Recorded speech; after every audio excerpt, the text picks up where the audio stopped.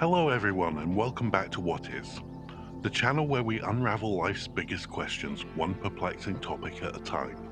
Today, we're diving into something so fundamental, so universal, it almost defies definition. We're talking about the very fabric of human experience. We're asking, what is music? It sounds simple, right? Music is, well, music. But try to pin it down. Is it just sound? Is a baby's cry music? Is the rhythmic thunk thunk thunk of a washing machine a symphony in disguise? We've all been there, humming along to a particularly catchy laundry cycle. Just kidding, mostly. But seriously, music is so much more than mere noise.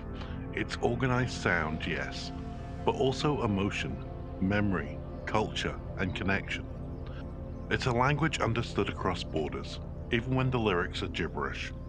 It's the soundtrack to our lives, from the mundane to the magnificent, and exploring its true nature means going on a journey way, way back. So let's rewind the tape, or perhaps crack open a prehistoric drum, and explore the origins of this incredible phenomenon. Imagine, if you will, our very distant ancestors.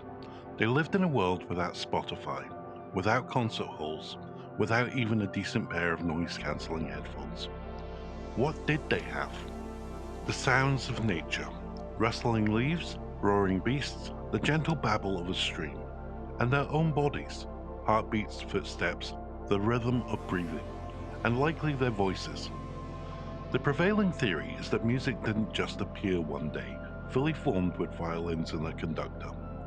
No, it emerged gradually, probably in parallel with language, from basic vocalizations and rhythmic actions. Think about it. Early humans needed to communicate, to coordinate hunts, to warn of danger, and perhaps most importantly, to bond. Perhaps the first music was a rhythmic chant to rally the group before confronting a woolly mammoth. Or maybe it was a soothing hum to quieten a frightened child by the flickering firelight. Drummers and rhythm makers might have been the original hype men, getting everyone in sync for a coordinated attack. Alright team, on three. 1, 2, 3, stop. Evidence of this ancient start isn't just theoretical. We have actual artifacts. Dig up the right cave and you might find hollowed out bones with carefully drilled finger holes. The oldest undisputed musical instrument ever found is the Davia Baba flute, discovered in a cave in Slovenia, thought to be around 60,000 years old. It's made from a cave bear femur and has 4 holes. That's right, a cave bear's thigh bone. Just imagine the first jam session. Ugh, can you pass me the femur? This mammoth jawbone just isn't cutting it for the bass line. Later examples like the Holu-Pfalz flute from Germany, made from a swan bone and dating back 40,000 years, show increasingly sophisticated craftsmanship. These weren't just random etchings, they were deliberately crafted to produce sound. Our ancestors weren't just surviving, they were creating. They were finding beauty and meaning in organized noise. Why? Well, theories are abound. Some suggest it was a form of sexual selection, a way to display fitness and attract a mate, like a peacock's tail, but with a catchy tune instead of bright feathers. Hey there, Oog, check out my sweet bone flute solo. Impressed yet? Others propose it was crucial for social cohesion, helping groups to synchronize movements for hunting or defense, fostering a sense of community, or even inducing trance states for shamanic rituals. And let's not forget the sheer joy of it, the pure, unadulterated human desire to express, to connect, to simply make some noise that feels good. From these humble prehistoric beginnings, music began its long, fascinating journey through human history, evolving, adapting, and transforming with every passing epoch. Fast forward a few millennia, past the last ice age and the invention of agriculture, and we arrive at the great cradle of civilization. In ancient Mesopotamia, we find evidence of lyres and harps, incredibly complex instruments for their time, some even decorated with bull's heads, probably to inspire a sense of majestic power, not to indicate the instrument's preferred diet. We even have cuneiform tablets describing hymns, which scholars are still trying to decipher. Then there's ancient Egypt, where music was deeply intertwined with religion and daily life. Images of tomb walls show orchestras with harps, flutes, and percussion, suggesting that even in the afterlife, a good rhythm section was essential.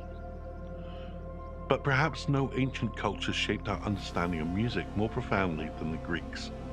Pythagoras, yes, that Pythagoras, the one with the triangles, also tinkered with vibrating strings and discovered the mathematical ratios behind musical intervals.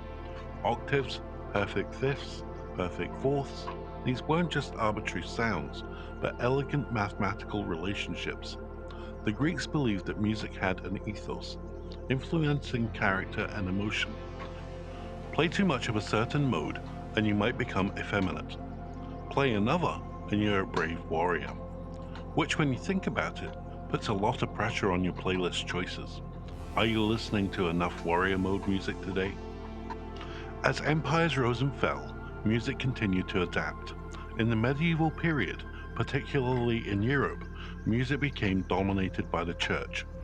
Gregorian chant with its ethereal monophonic melodies filled cathedrals, aiming to elevate the spirit towards the divine. This era also saw a crucial development of musical notation. Before this, music was largely passed down orally, like a game of telephone across centuries. Imagine trying to learn a new song from a monk who just hums and gestures vaguely with his hands. No, Brother Bartholomew, that note is higher than the last one, not just louder. Notation was a game changer, allowing compositions to be preserved and performed consistently across time and space.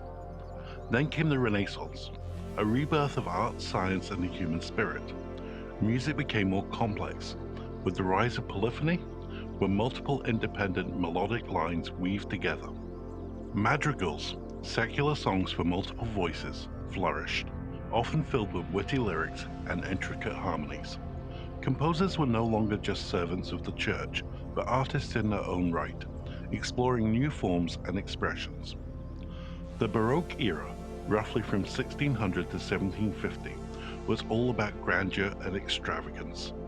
Think about dramatic contrasts, intricate ornamentation, and the emergence of the orchestra as a powerful ensemble. Giants like Johann Sebastian Bach crafting complex fugues and cantatas, and George Friedrich Handel with his majestic oratorios defined this period. It was music designed to impress, to move, and sometimes, frankly, show off. Following this came the classical period, a reaction to Baroque opulence, emphasizing clarity, balance, and structure. Haydn, Mozart, and the early works of Beethoven are the hallmarks here. Think elegant symphonies, precise sonatas, and concertos that showcase virtuosity. It was logical, refined, and often incredibly beautiful. But nothing stays neat and tidy for long. The Romantic era burst forth in the 19th century, prioritizing emotion, individualism, and dramatic expression. Beethoven, in his latter, more stormy works, really bridged this gap. Composers like Chopin poured their hearts and souls into piano pieces. Tchaikovsky orchestrated grand narratives, and Wagner created sprawling operas that were entire worlds in themselves. Music became a vehicle for intense personal feeling, often reflecting the turbulent political and social changes of the time. And then we hit the 20th century. Brace yourself, because this is where things get wild. The invention of recording technology, Edison's phonograph leading the charge, revolutionized music forever. For the first time, music wasn't just a live event. It could be captured, replicated, and distributed. No longer did you have to wait for a concert. You could bring the music into your home. This was arguably the single biggest game changer since musical notation. Suddenly, a wider audience could access a wider variety of sounds. Then came radio, democratizing music even further, beaming sounds into millions of homes. And with new technology came new sounds. The blues, born from the sorrows and resilience of African American communities, gave rise to jazz, a vibrant improvised art form that swept the globe. Then, in the mid 20th century, raw, rebellious energy exploded. Rock and roll, mixing blues, gospel, and country, shaking up the establishment and giving teenagers a soundtrack for their revolution. From there, it was an avalanche of genres: pop, folk, R&B, soul, hip-hop, electronic dance, metal, punk, disco, country, reggae. The list is endless. The digital age, with MP3s and streaming services, has made virtually all recorded music accessible to anyone with an internet connection. From a bone flute to billions of songs in your pocket. What a journey. So here we are, in a world saturated with sound. But why do we listen to music? Why does it hold such a profound and enduring grip on the human spirit? Well, for starters, it's profoundly emotional. Music has an unparalleled ability to tap into our feelings, to amplify our joy, to soothe our sorrows, to ignite our anger, or to calm our anxieties. A perfectly timed chord change can send a shiver down your spine. A melody can bring tears to your eyes, or make you want to dance uncontrollably, often at inappropriate moments. It externalizes what we feel inside, making us feel less alone. It's also a powerful tool for social bonding. Think of national anthems, protest songs, mosh pits at concerts, or the shared experience of a dance floor.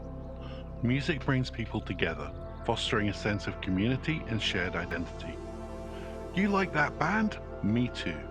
We should be best friends. It's a universal connector. Beyond the emotional and social, music offers cognitive benefits.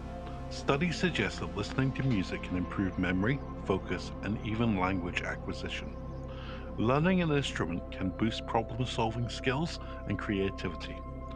While the Mozart effect, the idea that listening to classical music makes you smarter, has been largely debunked as an oversimplification, there's no doubt that engaging with music actively fires up a significant portion of our brains.